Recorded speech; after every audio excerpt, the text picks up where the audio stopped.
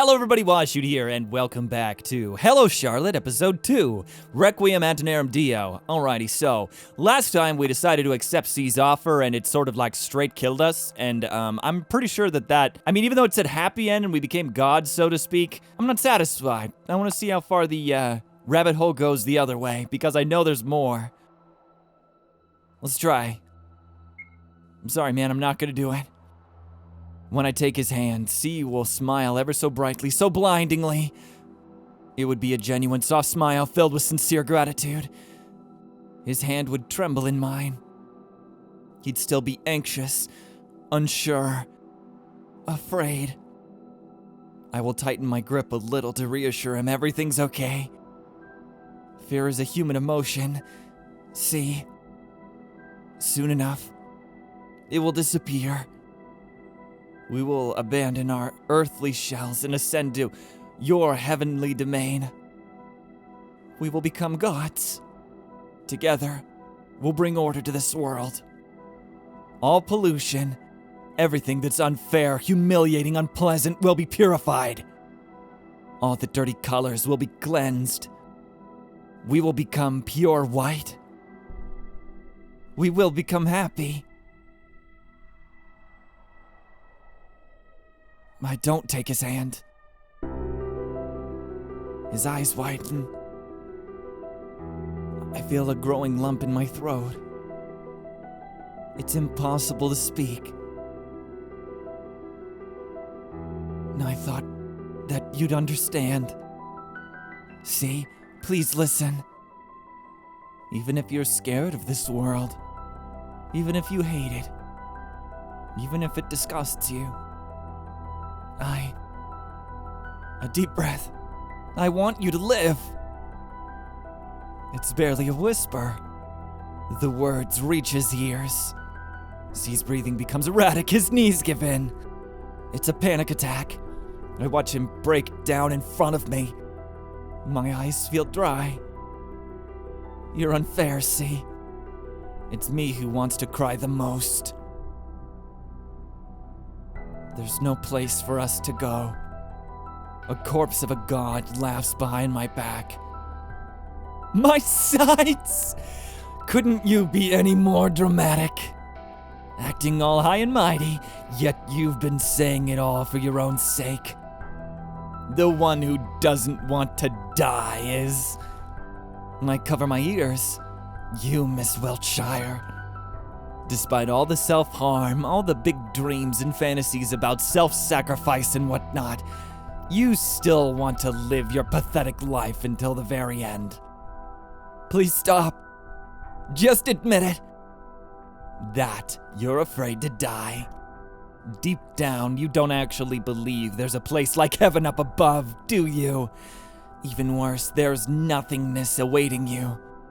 You'll die only to achieve complete solitude and empty space of an afterlife.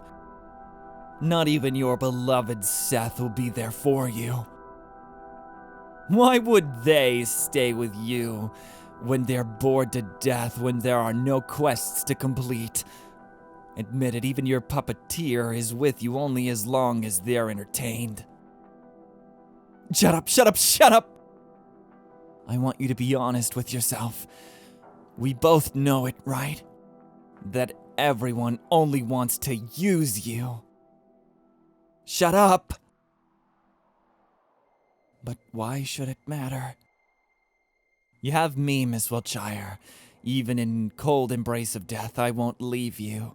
There's nothing to be afraid of. You should have let this boy die already. I plunge forward, grasping Frey's throat, squeezing it with all I have. We fall down. And I'm strangling Frey with my own hands. It's getting hard to breathe. I just want you to open your eyes. Look, can't you see this boy is dying to disappear for good? He doesn't want to be saved. I make my grip harder. It hurts. He opened up to you. And look what you've done.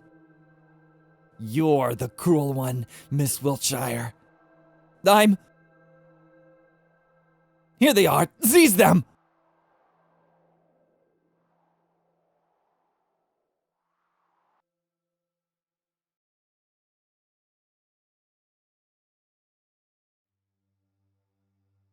So, would you be as kind as to explain yourselves? It was my initiative to leave the house, sir. I forced Charlotte Wiltshire to come with me. Miss Wiltshire, is that true? She looks at me expectantly. It is. Then, Mr. Wordsworth, can I ask for your reasons for violating school rules? Well, of course. I wanted a breath of fresh air. It's unfitting for the god of this world to be inhaling such stale air every day. I ended up dragging Miss Wiltshire along with me against her will since she didn't feel well. I sincerely thought that would help her recover, you see. I see. Mr. Wordsworth, you are forbidden to leave your room until the day of the trial. As a punishment for your behavior, you'll be robbed of all social points you had until this day. What? Miss Wiltshire, you are awaited in class at the usual hours. I'll have an appointment scheduled for you at the laboratory. Considering the situation, medical tests will be absolutely necessary. Then, we're going to have a counseling session in regard with your incident relationships with classmates. After the trial, of course. Now, return to your rooms if you will. Okay, but I'm going to look around at some stuff, because I can. Oh, actually we can't. Dang it. See, we almost did it. We almost got away with it. You needn't have covered for me, see. I only told the truth. Still, you've lost all the social points. There's no way you can get past the trial like this. About that, there's something I'd like to ask of you. What is it, if possible? Don't vote for me on the trial. If a sacrifice has to be made, it must be me. Don't put it like that. Please. It's my only wish. I don't belong to this world. It's only natural that it rejects me. That's why I ask of you, please don't vote for me. It's my last chance to leave this world. Just like that, we parted ways. Umbrella Man's words rung in my head. You needn't have helped him. Frey's words followed. He doesn't want to be saved. A fresh memory of C's plea kept replaying over and over. Please, don't vote for me on the trial. Oh man, are we gonna vote for him? Are we gonna be given a choice? I don't know. What's on the screen right now? Something. I'm not sure what it is though. Is that supposed to be fog? Where's my friends? Oh, I'm talking to my friends. Where are you hiding, friends? Don't do this to me. I need someone to vent to. I need someone to talk to. Violent room? Dang. This one? Where's everybody? Where do they go when they're not here anymore? Is there like a little secret room that they like go and sleep in? He's not even working. We'll talk to the spiders. How you doing, guys? I kind of feel like you. You guys are kind of trapped in that little glass gazebo thing. And I'm kind of trapped in this world out here. Except I'm not radioactive, so we're a little different. You're like special spiders. I'm just like a normal human. Or puppet, or whatever. So is everyone a puppet in this world? Did we already come through that information? Or is Charlotte special? Is everybody being controlled by a puppeteer? Because we're being controlled. There were 4 types of puppeteers, right? There was the Adam and then Eve, I think it was, and then Lilith and Seth. And evidently, we're the wisest. We got the wisest one, so... What is it, dear girl? Can't sleep. Yeah. I'll make tea. Which one would you like? There's oolong, honeybush, jasmine green, rooibos, good morning tea, gunpowder green, Earl Grey, Lady Grey, Christmas mix, Japanese lime. Japanese lime? I haven't heard of that one. Let's see if it's nighttime. I mean, a lot of these are like wake-up teas. Where's your peppermint tea? That's a good bedtime tea. Or what about chamomile? That's a great bedtime tea. Japanese lime will do. That sounds amazing. All right, I'll add a spoon of honey to it. Sorry for interrupting your duties. Pay it no mind. Unfortunately, inspiration often comes at night, rendering me completely unable to sleep in peace. I see. So, what is it that troubles you? If it's anger you need to take out, the piano room is always open. Oh yeah, just play a really angry song. Haha. I don't think mashing chords in the middle of the night would help this time. Then what is it? I guess I'm just tired. Charlotte, come on. Let some of these people help. I'm pretty sure that the Krampus, the devil man, would be able to help you. I mean, he might recommend something incredibly violent, but maybe it'd work. I want to rest for a while, but whenever I close my eyes, the slumbering god haunts my dreams. And when I wake up, new troubles only keep piling up. I see. Why don't you spend more time in the dressing room? I might have a few dresses you haven't tried on yet. I'm short on feedback, especially since Felix refuses to help lately. You see, he has a slender build, and you've also so busy at school lately. Peft, I got it. Thank you, Aiden. I'll try to visit more often, except every time I'm there, you're not. Are we going to put on a dress? I don't really feel like putting on a dress right now. I don't feel like putting on a dress at all. There you are. Felix is feeding his Venus flytrap with a forceps. Oh, he's so happy with this little plant. A box full of dehydrated bloodworms is standing on the table. His usual frowning expression is absent. Come on, seal your mouth. Here comes the food. After a moment, he notices my presence in the room. Can't sleep? Oh, God. Uh-huh. I sit beside Felix. The flytrap now closed. Seems to be enjoying its meal. I can make you peppermint tea if you want to. What? I'd love peppermint tea! No tea need to. It's okay. Say, do you still remember the time when we went to the Oracle's world? Felix doesn't look in my way. There is no way I'd forget, right? And the thing that happened in the end. What did it look like to you? Felix hesitates for a moment. It looked like you melting into a biomass right in front of me. What did it look like to you then? It was like holding hands with a beautiful girl. Messed up, right? My whole head is messed up. Do you still say true to the routine like I advised you? I do. Get up, go to school, and go back to sleep again. I believed that as long as I maintained these simple rules, my mind wouldn't crumble without the pills. Then, perhaps you should go back to taking the... No! I can't just do that. If you disappear, if everyone disappears, I'll... I'm sorry. Forget it. Wait, they go away when we take the pills? I was right. Charlotte totally has a mental illness. The trial is coming soon, too. What if you get chosen? I won't. I've made some friends. And I've done some socializing, too, so there's that. Is that so? I'm sorry I can't be of help. It's okay. You've already done for me more than you should have. Besides, I'm already a proper grown-up. So I should be able to handle my problems myself. Right? You've grown out of toys. But honestly, that naivety of yours is unbelievable. What? What? Suddenly, the atmosphere in the room changes. Umbrella Man, didn't we agree that you wouldn't touch the house tenants? Oops, I forgot. My bad. My bad.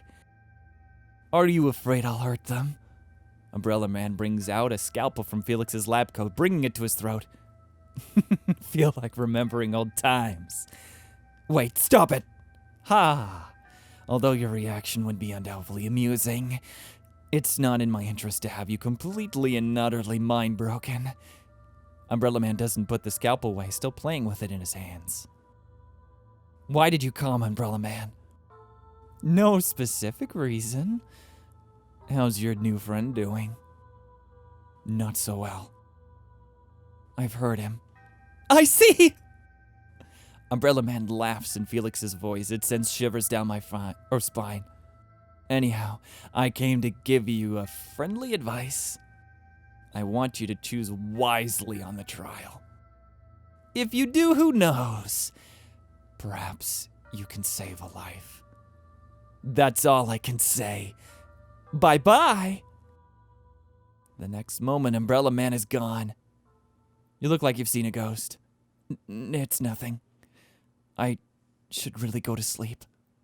Thank you for talking to me. Good night, Felix. Good night, Charlotte. That's fucked up. That is a little screwed up that Umbrella Man could do that. I still don't fully understand. Oh, where's Bennett? Oh, talking about Bennett. Oh, I just remembered. Hold on. We need to do the memory cube. I almost forgot. How do we do this? Is this it? Bennett, what are you doing in here? The planet I was born on had two races living on it, humans and overmen. What? We looked the same, yet our clothes and society were completely different. I was born as a designer baby in the laboratory of human resources.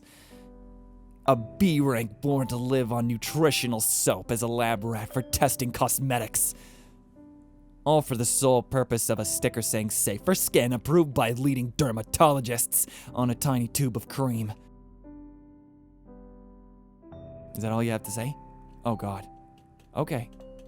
Alright. So you eat soap. Very interesting. And you're an alien. I had no idea. A-ranks are the smart ones. They were fated to participate in intelligence tests and, surprisingly, parapsychology. We had this Paul guy appearing on the TV all the time, predicting match results and making weather forecasts. He died of overworking. Huh. D-types are the workforce. They're sent to the most dangerous places like nuclear station shafts and such. This is really reminding me a lot of Brave New World. That book by Aldous Huxley where they have the, whatever that was, where they would modify and they would be like 80 people that would be exactly the same and they would be sent off to do the stupid work, so to speak. And then there would be people, okay, let's say they're only triplets or quadruplets, right? They would be a quarter intelligence and they would do a little bit more intelligent. And then there would be really, really, really, really special smart people who would get a rule society. Is it kind of like that where he's from? I think it is. B-types are good looking and have good stamina. They're used in commercials, movie industry, and medical tests. Probably hookers too. Then there was the E-type who were used as pets. Oh, giggity. Never mind, those are the hookers. C-types are the living stock. They're used for mass-producing meat products and candles. Pieces of clothing sometimes, but it's banned in most areas thanks to some activists. I mean, I would hope so. What are we looking through? A window?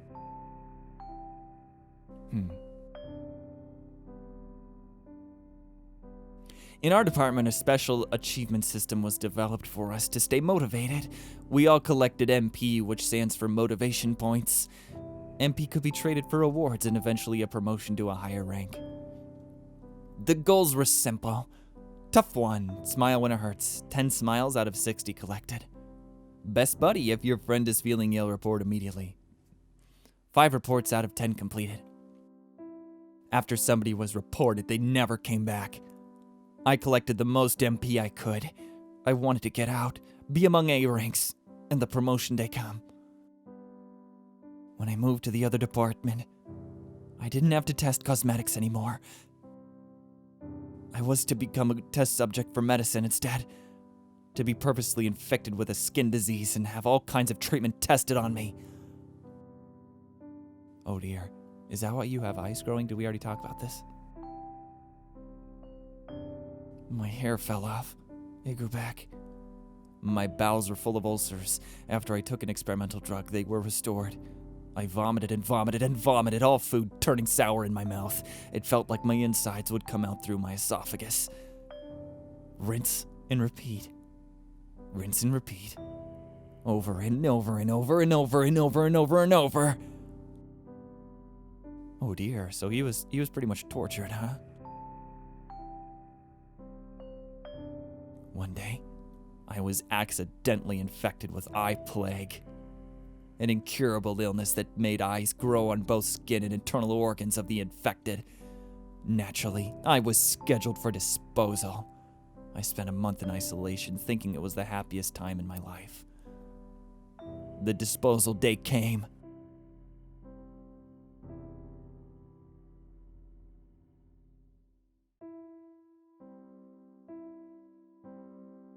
Oh, what is this? You first. A person in a lab coat came in, looking too young to be an executioner. Hi there! Nice to meet you. I'm Henry Huxley.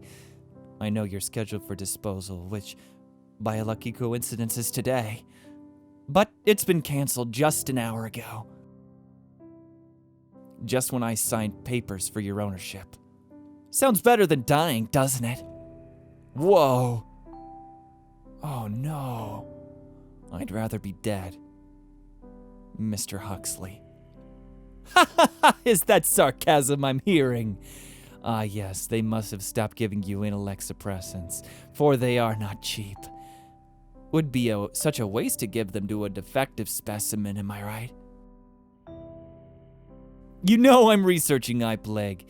Yes, the incurable eye plague, which I am going to cure. And you, my dear, are going to become the face of my success. You see, it's the first time a B-type got infected. You're too valuable of a material. And it's a fact that your specimen are most beautiful of all types, as you're constantly used in commercials.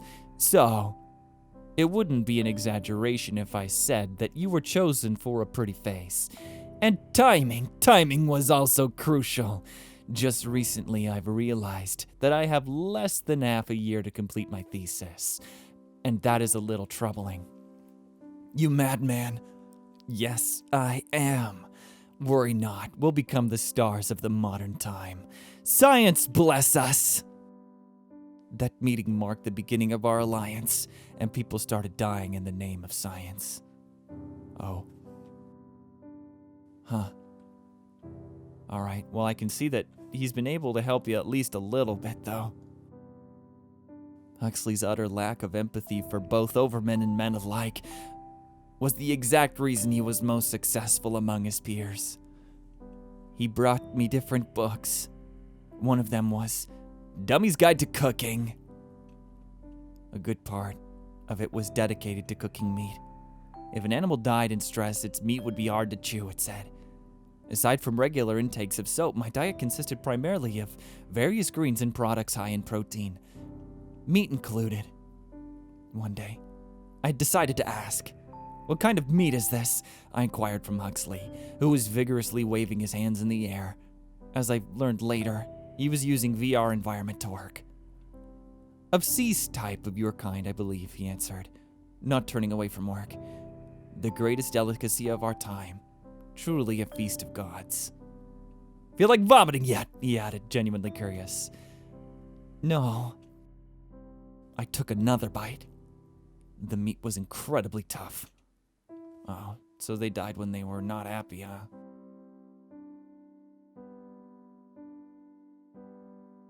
Huxley brought me books and taught me reading and writing. He regularly tested my physical capabilities, so I was kept in good physical form. He talked too much, spent too much time with me than he should have. What, did he start caring about you? And he gave you a coat. The day Henry Huxley cured eye plague was the day he told me to get into cadaver pouch and declared me dead to the whole scientist society. "What's happening?" I've asked. "We're leaving," was his short answer. As I turned out later, researching eye plague was just a facade. What Henry Huxley was actually testing were capabilities of a human specimen, only to confirm that men and overmen were no different from each other all along. As we boarded his spaceship, he began quickly explaining that we were a threat to society. That he found a cure for my plague long ago, and now he only used it as an excuse for doing other projects. That we need to find a new home. Oh, that explains why he suddenly came into Charlotte's home, I guess.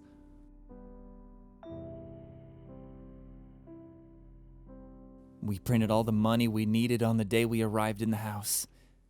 And that's how we ended up living here. Memory end.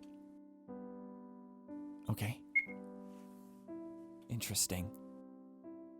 Let's go to sleep, Seth. Oh.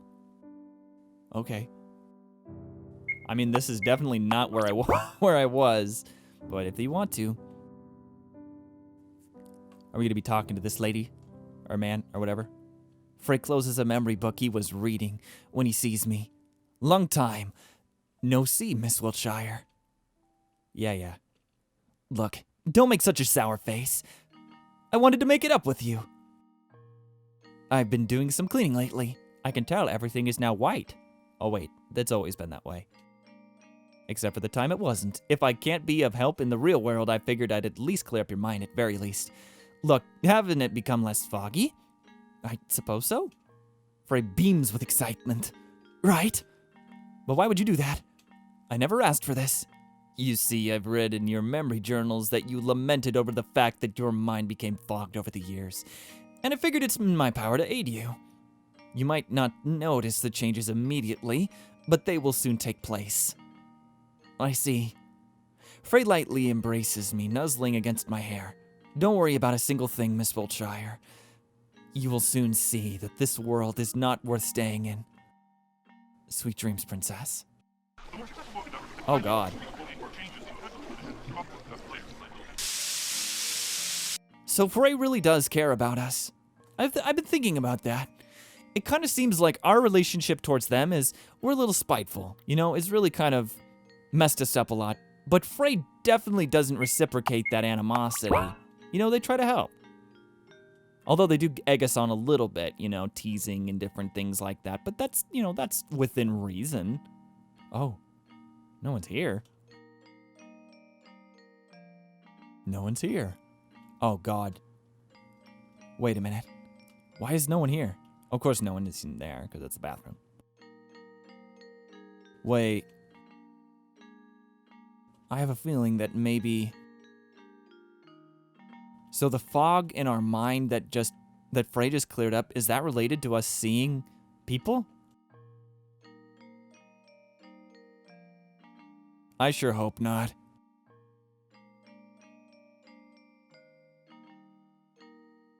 Oh, crap. Well, I mean, there are spiders here. I guess they're not people, though.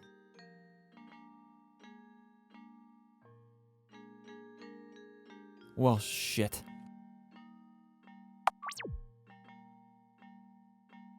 Oh, yeah. We're supposed to use the warp cube from now on. I keep forgetting that. I just want to take a walk and jump into the bouncy balls like we did last time.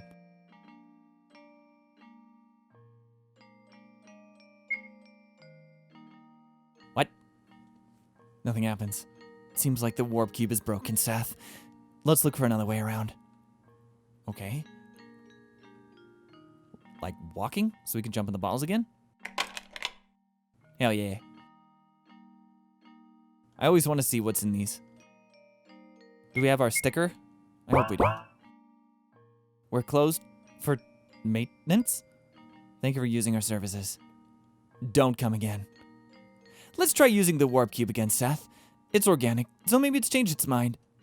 Okay, that's a little odd. What's going on here? Why did you make me walk all the way to the elevator?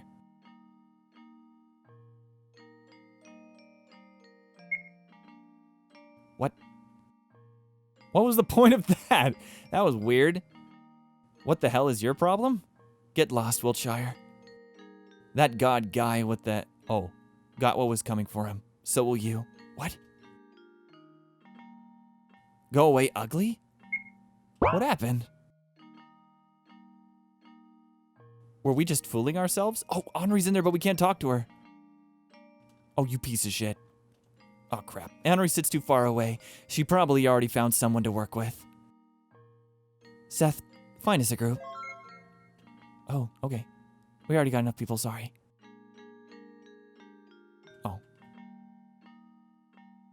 As much as we'd like to have you with us, we're full. What? Oh, it seems like you haven't gotten enough people. Well, yes. Pissed, are we really worthy of being in Wilshire's group? Why are some people friendly to us really, really a lot, and other people are like that? Everyone is there's someone without a group yet. Oh, I can join you. Then it's decided. Sorry, we're full. Oh, you piece of shit. Oh, God.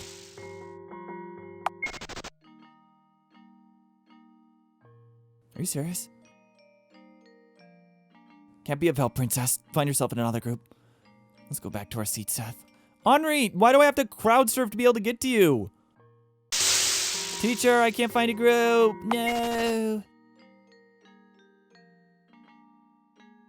Miss Wiltshire, will you be working alone? Yes. Excuse me, I'll work with Wiltshire. Oh, isn't that wonderful? Henri Jones, our desks together. Hee hee. Let's work together, Charlie. All right. What? What? Okay. Well then, let's start our lesson. Henri's so hungry. I could have guessed. Buy us something, okay? I'll be waiting on the rooftop like usual. Oh, okay. C and Wilt Shire held hands? What is this nonsense? Did we hold hands? I mean, I guess we kind of interacted a little bit. So this time I'm not gonna be distracted. I buy some milk and whole wheat sandwiches that Henri loves. Oh, I don't have any money for myself. Seems like we were skipping lunch today, Seth. No, just split the sandwich in half. It'll work. Trust me. People do that all the time, so they don't have to commit to a whole sandwich. This must be the roof. I think I finally found it. What? Why is it all red? This is a little weird. Henri chews on the bread I brought her. You know, Charlie, there are rumors about you and Vincent going around in the school. What kind of a relationship do you have with him? Relationship sounds way too heavy, Henri. I'm not sure he wants to talk to me after what happened. After what happened? It can't be. It's just as I thought. He was after your body. Huh? What did you two do exactly? Nothing much aside from all of the ascending to heavens thing. Oh my god, what? That bastard! See, he didn't do anything bad, Henri. There's no reason to. Shut up! You might be a little dense in the head, but let me tell you, boys who act all mysterious only want to use you. You might hide it however long you want, but I know you're quite well endowed. Wasn't it a C cup? Humph. I cover Henri's mouth with my hands. Stop it. Or blushing. Henri breaks free my grip with ease. Ha ha ha! You look like a tomato. Jeez. By the way, why don't we go feed the strays today? Oh, she doesn't know. Henri, you know. The magcats we fed. Yes, what about them? I feel a lump in my throat. They're dead. Oh. And it's all my fault. It was me who brought them bed food and... What are you talking about? It was Seth who didn't do anything to stop us. Oh, what? A way to blame it on me! Moreover, they ate it themselves. I could have done something. Seth would listen if I simply told him. My hands begin shaking again. I feel the bilious stink rise in my throat. Henri puts her hands on mine. Listen. Repeat after me. It's not my fault. I hesitate. She grips my hands harder, her pretty nails digging into my skin. Do it. It's not my fault. It's not my fault. It's not my fault. It's not my fault. See, it's not that hard. Right? You still look down. Is there something else that worries you? Well, the trial is soon. I'm worried that the choice I'll make will be the wrong one. Why so? You'll vote for Henri, right? Henri won't get angry at you for that, silly. That's what friends do, after all. Am I wrong? Oh, I don't know. Wait, okay, let me remember. If I vote for Henri, that's good for Henri. But if I choose not to vote, I'll try this. I'll vote for you, Henri. As I thought! Of course you will! Henri leans in and kisses me. What? I freeze in place.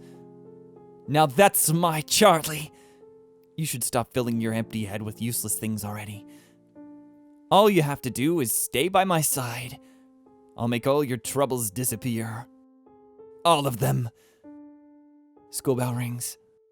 Go back to class. Henri will join you later. Okay. Until later then. Bye-bye. As I went back, I wondered if Henri was always this forceful. Instead of feeling happy after our lunch together like usual, I felt incredibly humiliated. Oh, so it's like that. It's kind of hot.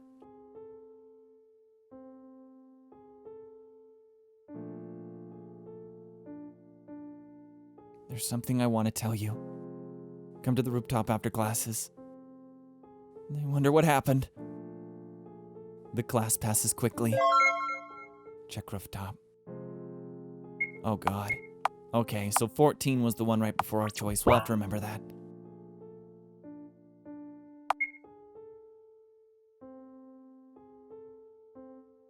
What? Why are there people running after me? What is this shit? What are you doing? And why are you doing it? Am I supposed to fight you? I'm sorry. Have you seen a boy around here? Hold her down. No longer playing God by waving that spray around, huh? So, who do you think you are? Some princess, royalty, Rapunzel maybe. Isn't her hair too long by school norms? Hey, why don't we help our dear schoolmate out? Wait, what is this about? One of the girls brings out scissors. The other two hold me down, making me unable to move. Snip, snap. A lock of hair falls down. Keep quiet about it, okay? We might accidentally cut more than your hair. Please, don't cut it. Look, she thinks we'd listen if she asked. Would be such a pity if our little princess got bald all of a sudden, right? Snip, snap, snip, snap. As new locks of hair fell down, I felt myself incredibly humiliated. What am I being punished for? Why does it feel so humiliating? Was everyone always like this? A familiar figure appears before me. Shouldn't you call for help, Miss Wiltshire? I don't want to trouble anyone. Who was the one to teach you that? Was it your mother? Be a good girl. Good always wins in the end. If you'll be kind, others will be kind to you. Violence is bad. All your life, you're being manipulated by others. All because you care too much about opinions. Because you want to be loved by everyone. And when things don't go your way, you find excuses.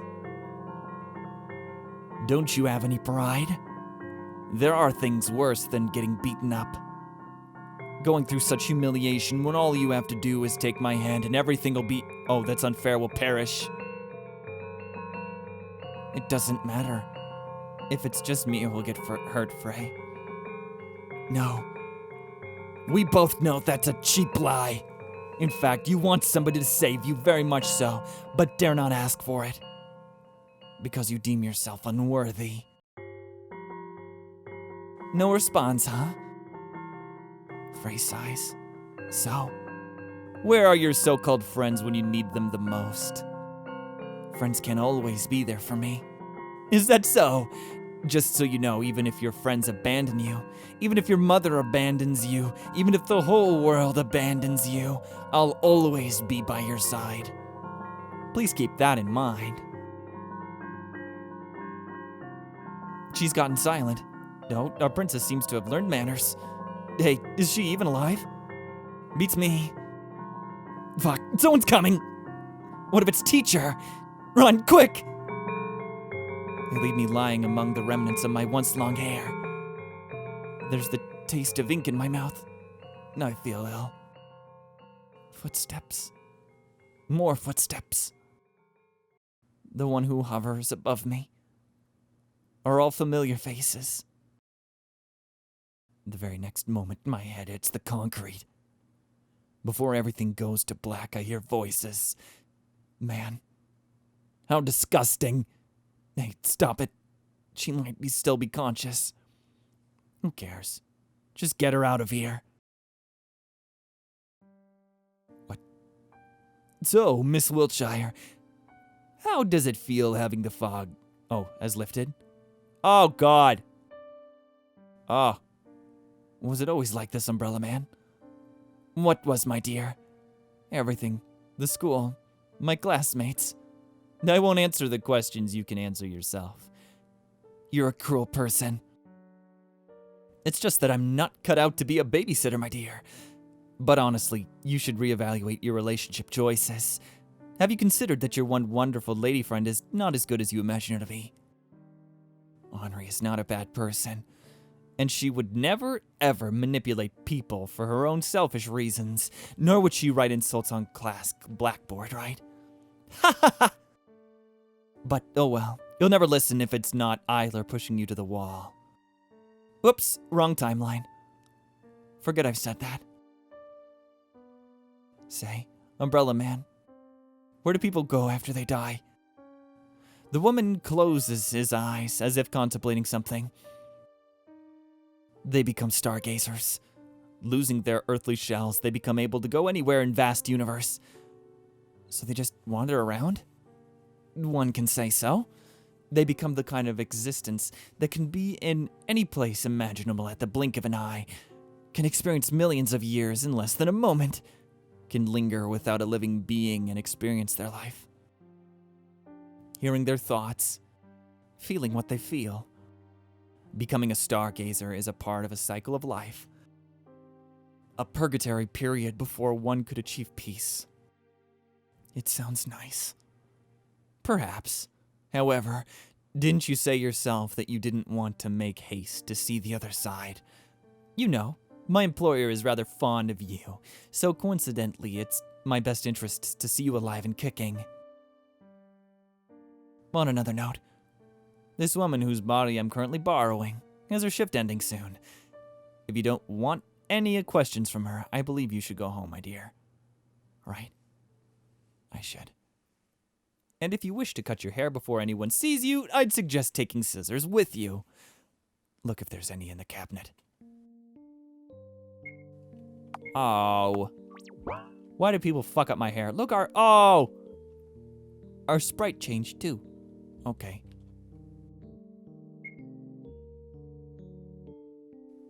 Let's go to the bathroom, Seth. I can't let anyone see me like this.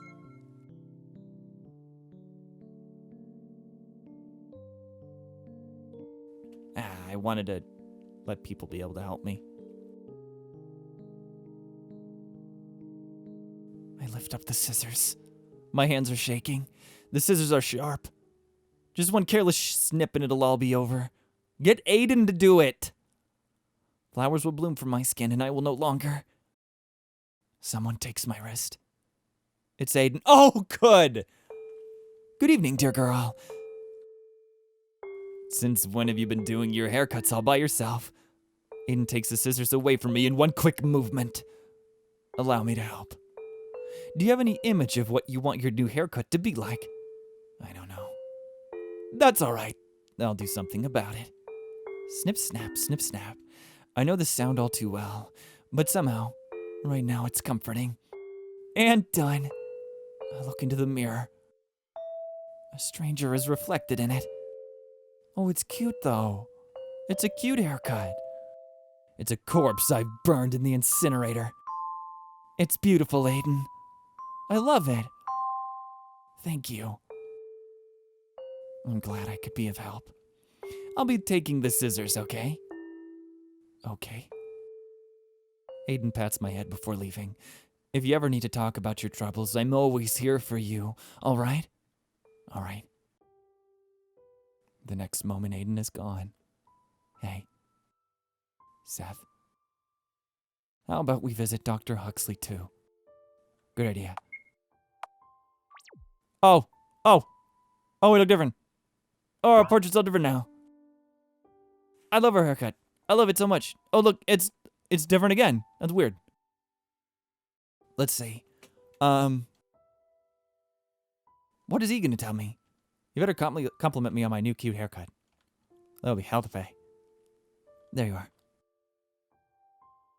Huxley's attaching a limb to the body with the duct tape. Perfect. Good evening, Dr. Huxley. Hello, little one. Is there something you'd like to ask? Yes, there's something that's been troubling me for a while. Oh? A chronic illness. Deadly disease, I presume. Yeah, something like that. I've been vomiting a lot of ink since the Oracle has awakened. I do not know where they come from, and it doesn't look like normal ink. If it was, your intestines would be full of ulcers by now or worse. Let's have a look. So? Did you find anything, Dr. Huxley? To my surprise, I haven't. I believe this illness is of a psychosomatic character, which means that the problem lies in your mind. I'm afraid I can't be of help in this case. After all, I'm a surgeon. If it's not something I can cut out, well, you know. I understand. Thank you, Dr. Huxley. I'm happy to be of help. So it's not... So it is in our mind. I mean, I already knew that it was, but I kind of wanted him to be able to tell me that it wasn't. Oh. Is really nobody here? Okay, well, you don't have to play it if you don't wanna. Life's a choice, and what you choose will shape it for the good or worse. I'm glad that you let Aiden help you. That was a pretty big deal for Charlotte, I think. Where is everybody? So I'm still trying to understand. Some of these people are real and some of them are not? Is that what it is? Is Bennett... Oh god, I'm so confused. Bennett and Felix are sleeping soundly with the TV still on. Oh... They must have competed in fighting games so much that they fell asleep. Huh. What's this? Huh? This isn't a fighting game. Harem dating sim gone wrong, reads the text. You play as a student who gets admitted to an elite school. Everyone, both boys and girls, is throwing themselves at you regardless if you want it or not. Can you reject them all? Can you avoid all true and good endings? Play to find out. It's about time I started collecting blackmail on everyone. Whoa. I want to play that game. That was fucking awesome. Kind of reminds me of Galgun. I guess bedtime. The trial is coming, Seth. Let's try to catch at least a glimpse of sleep. Meg Cat jumps on my bed. Meow. I know. I'll be fine. Don't worry. Oh. What? I heard the sound of pages flipping. Oh, you're awake, Miss Wiltshire. Where am I? Your mind, of course. Where else can you be? But can't you see it's our good old mind library? Lying in shambles. You're too close, Frey. Frey chuckles softly, but doesn't move away. You've accepted me into your mind. How any closer than that could we get? I laugh a bit too eagerly. Oh, bitterly. Frey. Yes. Read me something. Will any old memory journal do? Anything will. Very well. Choose one. Okay. Let's try Yellow Ribbon. It's a memory of Umbrella Man. It's quite short, so I might as well read you another one. The day I got a yellow ribbon. It was on my 8th birthday. Umbrella Man stood in the darkest corner of the room, blending with the shadows. He stepped out, of it only when everybody else left. He extended his gloved hand to me. It was a present. A yellow ribbon. Oh, thanks. For your birthday present, I bought this ribbon. We are born colorless, he said, tying it around my collar. It's the people we meet that give us color. Wear it as a memento of our alliance, will you? Memory end. And as I promised, there's another one. You've already seen a fragment of it, though. A memory of my first dress. Back in the day, I've had a shortly cut hair and dressed in a way that one wouldn't call girly. When Naden woke after Dr. Huxley's treatment, he was Krampus no more. He took up a number of new hobbies, cooking, cleaning, drawing, sewing among that. He took a particular interest in making dresses and invited me to try on one. It's wonderful, I complimented him wholeheartedly. I don't think I'm cut out for dresses, Aiden. Why so, he asked, genuinely curious. What I see before me is a fair young lady. You should let your hair grow, he added, smiling. You'll make a wonderful lady when you grow up. Memory end. Say, what kind of dream did you have before I appeared? I dreamed of Mother. Not always. Sometimes. It's just the dreams that I remember more vividly. What were they like? In one of these dreams, we were walking together on a street at night. It was raining. Then she fell to the ground and I dragged her away from the sidewalk. I took off my coat and covered her. I knew I had to do something, but couldn't do a thing without her permission. So I kept asking, should I call for help? Should I call a taxi? Should I call an ambulance? But she kept answering with, I don't know, over and over again. So we just sat there unmoving. People passed by us. I cradled her in my arms. I felt like her body parts were missing under the coat, but I couldn't bring myself to check. That's the kind of dream it was. Not moving a muscle to do anything, just because you're not told to.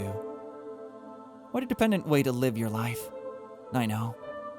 But strangely enough, I was content with it. Like it was supposed to be that way. To think of it, I've always wanted someone to make decisions for me. How pitiful, yet fascinating. Although I'd love to continue our conversation. I'll leave you to rest now. After all, the trial is coming. Yes. Good night, Frey. Frey chuckles. Sleep well, Miss Wiltshire.